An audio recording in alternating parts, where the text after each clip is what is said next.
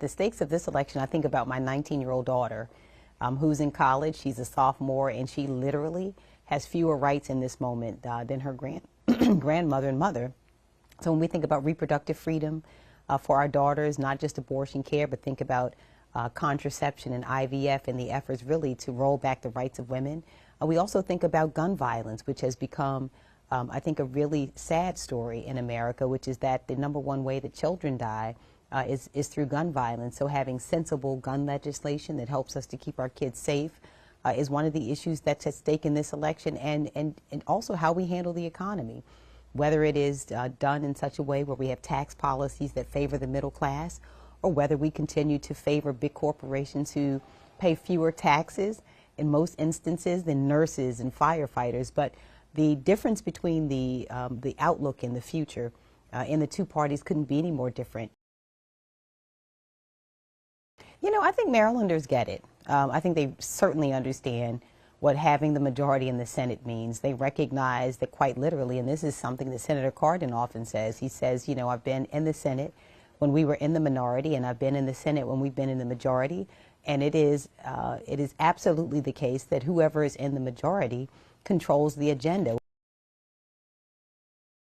And so having the majority means it is very important, and it's what's at stake in this election. We think also about electing Kamala Harris. She has to have a Senate majority to be able to get things done. Yeah, I mean, you know, I think my opponent's record is very clear where abortion care is concerned, as you mentioned, just 2 years ago, which was very recent. He vetoed important abortion care legislation in the state of Maryland, and when he was overridden, he withheld the funding to train abortion care providers in the state until Governor Moore came into office. I'll be highlighting the fact that when we think about gun violence and the real need to pass sensible legislation, he vetoed legislation that would have created a sensible waiting period for long guns, and then outright refused to sign a ban against ghost guns in our state. And so those are parts of the record that I think are relevant. I think as we think about Supreme Court justices, which have really been, in my opinion, one of the ways that Donald Trump has done the most damage in our country is taking over that Supreme Court. Well, you know, my opponent praised Donald Trump's Supreme Court appointment, saying that Donald Trump had appointed, quote, incredible Supreme Court justices.